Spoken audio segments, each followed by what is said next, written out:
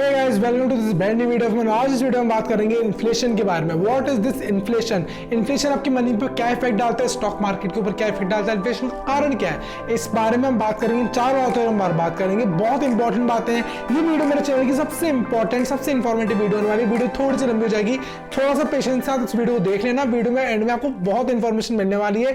18 to 24, 25 जो भी आप एज में कमा रहे हो पैसा, या फिर आप 18 ईयर्स की एज में, तो बहुत ही अच्छी बात है। ये वीडियो आप ही के लिए है, देखना इस वीडियो को एंड तक।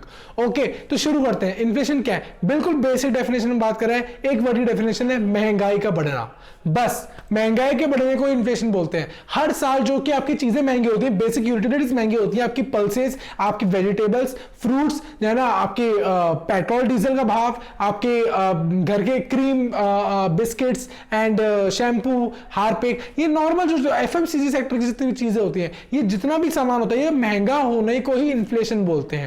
ये चीजें महंगी कौन करता है? गवर्नमेंट करता है। ओके, हम उस पर नहीं जाएंगे। हमने देखा इन्फ्लेशन क्या है, महंगा होना। ओके, इन्फ्लेशन समझ में आ गया। फॉर एग्जाम्पल 100 रुपए की चीज ले रहे हो आज, इस साल आप 100 रुपए की कुछ चीज ले रहे हो, अगले साल वो चीज 110 की हो गई, तो 10% से इन्फ्लेशन बढ़ गया, 10% महंगाई हो गई। ठीक है, बेसिक इन्फ्लेशन आपके पैसे को इनविजिबल तरीके से गायब करता रहता है धीरे धीरे, अगर उसको सही से उसका आप इलाज नहीं ढूंढते हो। ठीक है, आपने इन्फ्लेशन समझ लिया, आपके मनी पे कैसे इफेक्ट डालता है ये समझ लिया। अब यार ये तो हम बहुत सारे लोगों को पता ही होता है इन्फ्लेशन, इतना तो हमको पता होता है कि महंगाई का बढ़ना, पर यार ये नहीं पता होता कि बढ़ता क्यों है। ये थोड़ा टेक्निकल हो जाता है, थोड़ा फंडामेंटल हो जाता है। हम समझते हैं इन्फ्लेशन आता क्यों है एक कंट्री के अंदर, और एक किस रेट तक आ सकता है, इसके क्या, इसका बड़ा भयावह रूप क्या होता है। ठीक है, हाइपर इन्फ्लेशन क्या होता है, हम समझते हैं इन्फ्लेशन आता क्यों है। इन्फ्लेशन आता है जब कंज्यूमर्स पे लोड पड़ता है, जब हम लोगों पे लोड पड़ता है, हमारी चीजें जो हम यूज करते हैं, जो खरीदते हैं, वो चीजें महंगी होती है, तब इन्फ्लेशन आता है। ठीक है, ये चीजें महंगी क्यों होती हैं? ये चीजें महंगी क्यों होती है? इनकी रेट बढ़ती है। रेट क्यों बढ़ती है यार? वो रेट कंपनी नहीं बढ़ा रही है, वो रेट गवर्नमेंट बढ़ा रही है। कैसे? इस पर टैक्स लगा करके। जैसे कि इस बजट में पेट्रोल 4 रुपए लीटर महंगा हो गया, क्या लगाया गवर्नमेंट ने? एग्रीकल्चर एंड इंफ्रास्ट्रक्चरल सेस लगा दिया। ये एग्रीकल्चर और इंफ्रास्ट्रक्चरल जो सेस है, ये पेट्रोल पे लगा है, डीजल पे लगा है। ठीक है, इसकी वजह से ये चीज थोड़ी सी और महंगी हुई। कई सारे स्टेट्स में 100 रुपए लीटर हो गया पेट्रोल का दाम। ठीक है, ये होता है इन्फ्लेशन। तो गवर्नमेंट टैक्स के जरिए रेट बढ़ा देती है, उससे हम इन्फ्लेशन को फील करते हैं। ठीक है, गवर्नमेंट ऐसा क्यों करती है हमारे साथ में? ऐसा दुर्व्यवहार क्यों करती है गवर्नमेंट? गवर्नमेंट ऐसा दुर्व्यवहार हमारे साथ इसलिए करती है क्योंकि गवर्नमेंट पर भी लोड होता है, गवर्नमेंट पर भी कुछ काम होते हैं, गवर्नमेंट को पैसे की जरूरत होती है। जैसे कि ये समय चल रहा है इस वक्त गवर्नमेंट के ऊपर, गवर्नमेंट पे जीएसटी कलेक्शन नहीं आया, गवर्नमेंट के पास रेलवे का कलेक्शन नहीं आया, आपका बाकी का बहुत सारे टैक्सेस गवर्नमेंट के पास नहीं आए हैं, और ऊपर से रिलीफ भी देना है, हेल्थ केयर भी देखना है, इंफ्रास्ट्रक्चर भी देखना है, वैक्सीन में खर्चा करना है बहुत बड़े अमाउंट में। इस वजह से जो होती है गवर्नमेंट, उसके ऊपर पैसा शॉर्ट हो जाता है, तब वो क्या करती है? लोगों पे लोड डालती है और पैसा खींचती है। हमारी गवर्नमेंट ने इस बार ये चीज बहुत कम रखी है। अगर रिलीफ दिया है तो जो महंगाई बढ़ाई है वो बहुत कम चीजों में बढ़ाई है, बहुत थोड़ी थोड़ी बढ़ाई है। इसके बजाय पैसा उसने अपने आप ही जनरेट करा है, खुद के सामान को बेच करके जनरेट करा है, अपना कई सारा सामान डिसइन्वेस्टमेंट किया है, उसके अंदर प्राइवेटाइजेशन लेकर आई है गवर्नमेंट। जिसको क्रिटिसाइज कर रहे हो, वो बहुत ही अच्छी चीज है, आपके ऊपर लोड नहीं डाला गवर्नमेंट ने, है ना। ये चीज है गवर्नमेंट का मेन काम, ये था इस बार के बजट के अंदर। ओके, तो आपको समझ में आया कि ये इन्फ्लेशन का मूल कारण क्या है? गवर्नमेंट जो टैक्स डालती है, गवर्नमेंट जो हमारे पर प्रेशर डालती है, उस वजह से इन्फ्लेशन आता है। इन्फ्लेशन की भयंकर जो सिचुएशन होती है वो होती है हाइपर इन्फ्लेशन। हाइपर इन्फ्लेशन आती है, जिम्बाब्वे के अंदर आ रखी है, वेनेजुएला के अंदर आ रखी है। इन कंट्रीज के अंदर इकोनॉमी नेगेटिव में रहती है, बहुत सालों से नेगेटिव में है, जीडीपी नेगेटिव में। वहां पर पेपर की दाम, मेटल की दाम जितनी है, वैसी वैल्यू नहीं, इन्वायरमेंटल वैल्यू नहीं, पैसे में वैल्यू। वहां पर इकोनॉमी की हालत इतनी खराब है कि इन्फ्लेशन की वजह से चीजें इतनी महंगी है। ठीक है, हाइपर इन्फ्लेशन आ रखा है, वहां पर इन्फ्लेशन आ रखा है। हाइपर इन्फ्लेशन होता है जब आता है, जब आप गवर्नमेंट कुछ गलतियां कर दे, जो कि इस बार प्रपोज करा जा रहा था गवर्नमेंट को, बोल रहा जा रहा था आरबीआई से नोट छपवा लो, आरबीआई को बोलो पैसा देने के लिए। RBI, reserve bank of India करता है, पैसे छापता है, वहां पर पैसे छापता है, फिर गवर्नमेंट को देगा, बोला लो इतना पैसा तुम्हें चाहिए तो ले लो। लाखों करोड़ों का अमाउंट लेती है गवर्नमेंट लोन के तौर पर, तो आरबीआई से लेगी, जापान से लेगी, अच्छी अच्छी कंट्री से जो कम इंटरेस्ट पर लोन लोन दे दे उससे लेती है, फिर वो इंटरेस्ट और लोन भी तो गवर्नमेंट को भरना है, कहां से भरेगी? या तो प्रॉफिट्स उसके पास बहुत ज्यादा है, गवर्नमेंट प्रॉफिट्स नहीं निकाल पा रही तो वो आपके ऊपर लोड डालेगी, चीजों को महंगा करेगी, टैक्स वसूलेगी, पे आउट करेगी, अपना अपना सा काम चलाती रहेगी, ये करेगी गवर्नमेंट, और करना तो है ही ना पेमेंट, तो आप लोगों से लेगी, फिर से इन्फ्लेशन आएगा।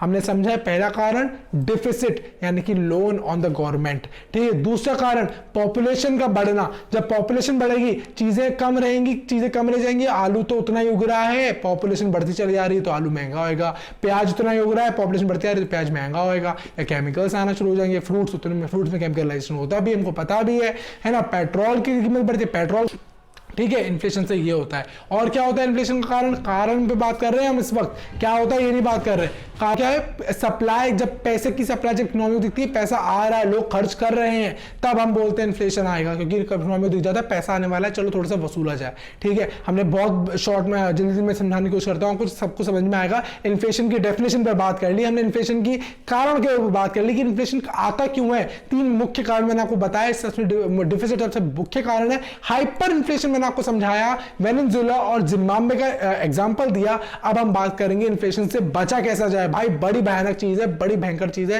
हमारे पैसे को खा रही है, देश को बर्बाद कर रही है, इससे कैसे बचा जाए? इससे बचने का कारण है बहुत प्यारी सी जगह पे अपना पैसा इन्वेस्ट कर दो।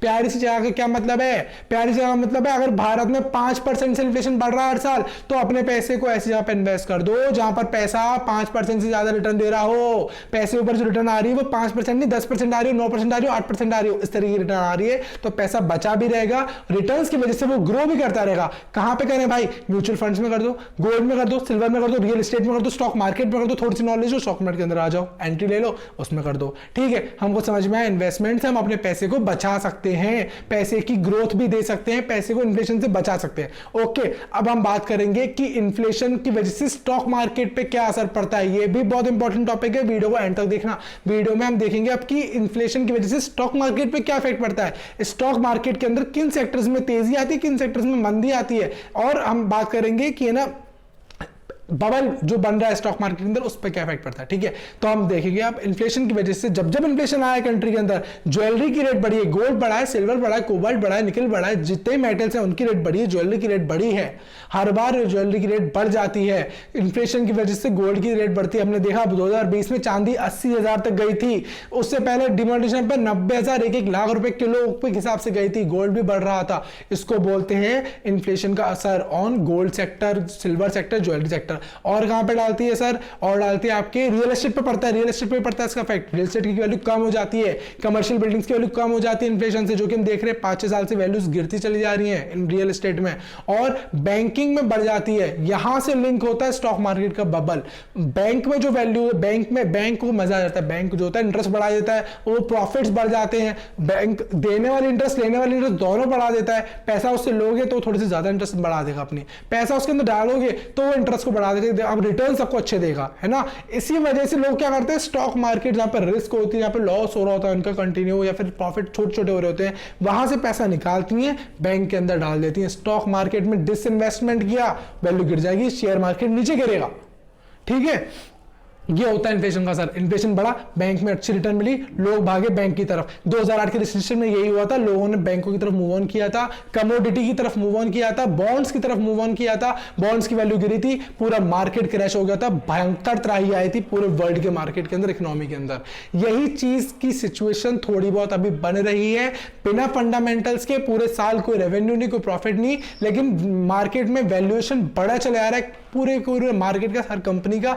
ये एक बबल है, इसमें कितना बड़ा बबल है और कब फूटेगा नहीं बता सकते, लेकिन फट भी सकता है, हो सकता है ना फटे, इसी पर आगे कांस्टेंट हमारा मूव करता रहे, मार्केट 1 लाख तक चला जाए, ना मूव करे, है ना, लेकिन फट गया तो भयंकर त्राही आएगी, वो गिरेगा मार्केट, है ना। और वो गिरता है इन्फ्लेशन की वजह से, इन्फ्लेशन का ये असर होता है स्टॉक मार्केट के ऊपर, ठीक है। वीडियो बहुत लंबी होती आ रही है, मुझे यकीन है आपको बहुत सारी बातें समझ में आ गई होंगी, मैंने आपको सब कुछ बता दिया। इन्फ्लेशन की डेफिनेशन मैंने आपको बता दी, इन्फ्लेशन क्या होता है, जो कि आपको बहुत सारे लोगों को पता भी होगा। इन्फ्लेशन का कारण, मुख्य कारण 3: डिफिसिट, गवर्नमेंट के ऊपर लोन बढ़ना, टैक्स इंपोज करेगी, इन्फ्लेशन बढ़ेगा। ठीक है, पॉपुलेशन चीजें कम है, लोग ज्यादा हैं, अगेन वैल्यू बढ़ेगी, इन्फ्लेशन बढ़ेगा। तीसरा, सप्लाई ज्यादा है, पैसा ज्यादा बह रहा है, पे आउट ज्यादा बह रहा है, लोगों की जेब में बड़ा मनी है, बहुत मनी है, गवर्नमेंट को दिख रहा है, इकोनॉमी खर्च होगी, इकोनॉमी के अंदर दिखेगा, इकोनॉमी फिर से बढ़ेगी और इन्फ्लेशन बढ़ेगा आपका।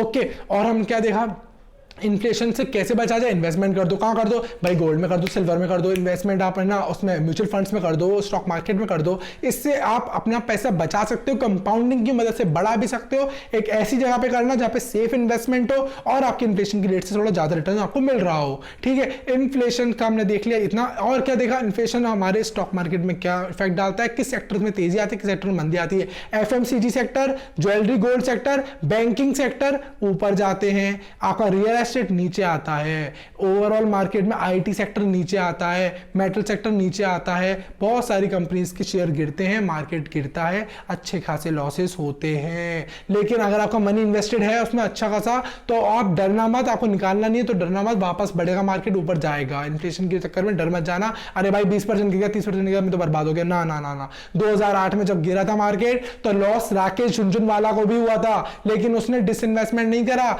बल्कि डिप्स पर और खरीदा। जब वैल्यूज गिर गई तो उसने और पैसा इन्वेस्ट कर दिया, और ज्यादा पैसा इन्वेस्ट कर दिया, जहां उसको लग रहा था बेकार है, वहां डिसइन्वेस्टमेंट करके और पैसा अच्छी कंपनी से इन्वेस्ट कर दिया। इस वजह से राकेश झुनझुनवाला के अभी इसी साल 16,000 करोड़ से ज्यादा के प्रॉफिट्स हुए हैं।